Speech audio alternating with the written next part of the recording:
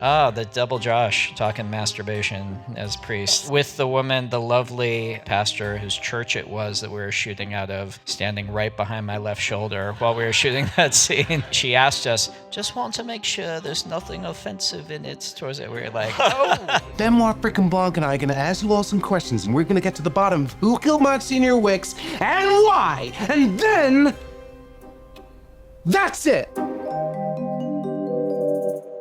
You are the new Agatha Christie.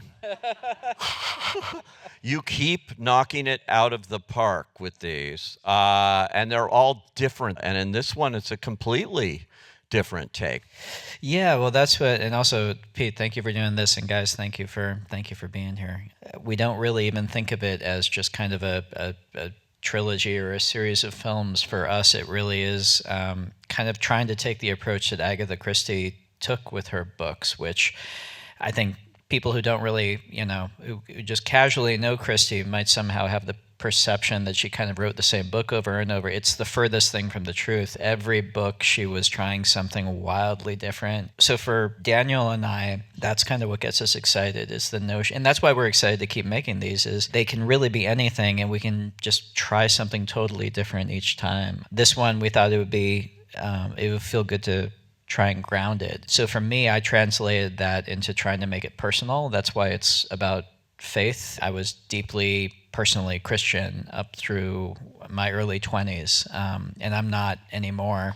So it's something I have a lot of complicated feelings about. That was kind of the starting point, is can I have kind of a multifaceted examination of this very personal thing for me of religion without it being didactic or finger waggy, but also without it feeling toothless, like it's just trying to not offend everybody, and do it in the context of a big fun murder mystery. So that was kind of the challenge. The setting of this in this little town and this church and all of that is so atmospheric. Where you chose to come up and place this one is inspired, I think, and it's visually too.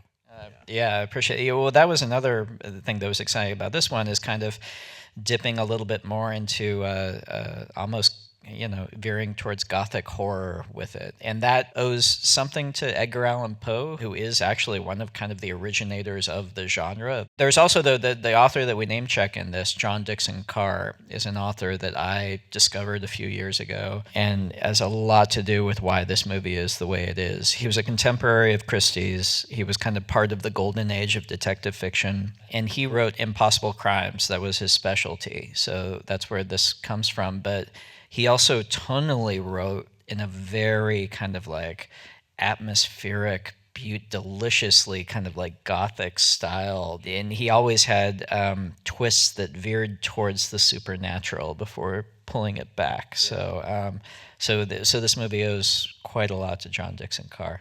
Do you write the ending first? I'm just curious here. Do you know what's going to happen before you start doing this?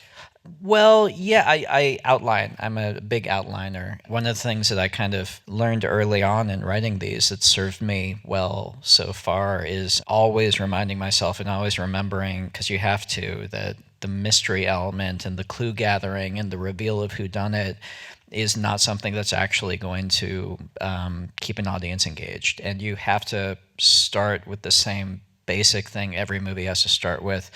Who is your protagonist? What do they want? Why can't they get it? Why does the audience care that they get it? And then how they get it in an unexpected way at the end. So I know the ending in terms of where I want the character to start and where I want the audience to emotionally get the real payoff. And that kind of leads to the ending in terms of who done it and leads to all the mystery stuff. Oh, it's so cool. Ram, I'm curious because these movies draw the creme de la creme of actors and things. And it's sort of knowing that you're going to have an all-star kind of cast here. How difficult is it to get them all in one place at one time? It started more difficult on Knives Out, but I think over the last two movies it got easier because the word spread that people really having a lot of fun working with Ryan. And I think all of them kind of subscribed to be and wanted to be part of an ensemble. And we shoot the movies in the summer so they can bring their families. They're not away from their families, so they're all having a good time. But basically, it hasn't been difficult. People kind of want to work with Mr. Johnson here. So in casting this one, obviously Daniel Craig, he keeps coming back for more. Every time I turn around, Daniel Craig. No, I'm kidding. Yeah, I feel He very loves lucky. doing it, doesn't he? We have a great time, and I honestly I feel so lucky that I'm in the boat with that guy in what has turned out to be a series, because we didn't know when we made the first movie, and the fact that he is kind of our partner in this. Besides just his talents on the screen, he is a great leader on set, and he's also just a wonderful creative partner. Yeah. I love Josh O'Connor in this. We know he's very British, but this is inspired casting to have him in it, and he's so fun in this role. I mean, it's a different thing than I've ever seen him do. Yeah, I mean, Josh O'Connor is really something special. He can do it all, man. And it was very fun in this because it's something that's slightly different from what I've seen him do before, of really giving him the lead to play a leading man. And he's very, very funny. And that was the other fun thing with this role, is kind of, letting the big dog eat in terms of letting him just be funny on screen. And Josh Brolin is too, both Joshes. Oh, the double whammy with the Josh. Yeah, yeah.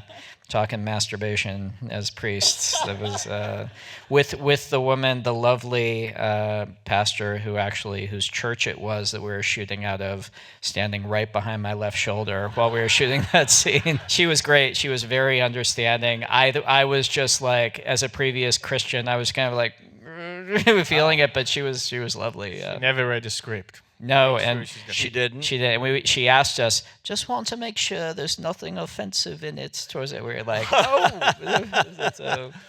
Ram, can you talk about that, finding this perfect location and the production design, which is great? Well, we started scouting early on while Ryan was writing, but we realized pretty quickly that we're not going to find a church where we can have the interior and the exterior. So we built the entire interior of the stage. It was challenging finding an exterior that Ryan liked, but we ended up finding an exterior just outside London. So you said you have ideas beyond this that you're working in your head. So you're going into different areas with each one here.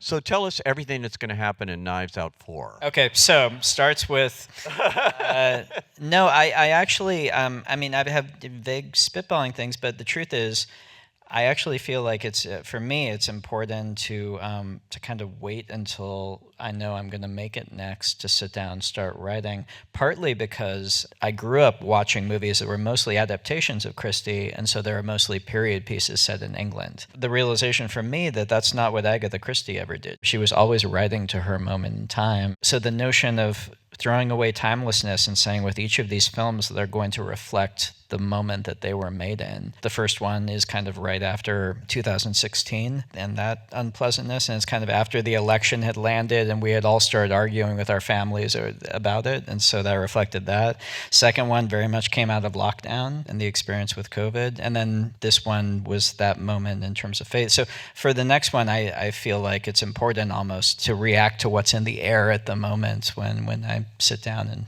pick what to write about. I've been heartened lately too with Netflix's movies, Frankenstein, which played here and is still in theaters and doing great. And I think people now, they want that communal experience. I think particularly with something like this. I absolutely agree. Yes, and I'm very happy that that we're going into theaters. I want more theaters. I want more screens. I want people to be able to experience this movie as wide as possible and for as long as possible. And I absolutely agree with you that it's my own personal feeling that it doesn't compete with it being on the service. I think it just amplifies it. But this, I could just seeing these lovely faces and knowing you guys just watch it. That's as good as it gets. I love it. That's the key. And well, the movie's terrific. And thank you for sharing it with us here tonight at the Academy on the best screen in Los Angeles. Yeah, thank you.